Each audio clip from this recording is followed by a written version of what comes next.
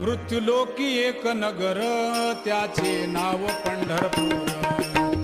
येथील मोकाशी उभा विटेवर पुंडलिक भक्तराज शोभे चंद्रभागातील.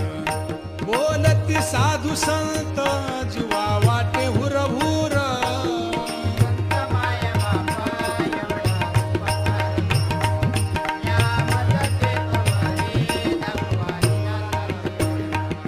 मज नाही हात पाय डोळा पडली झांपड.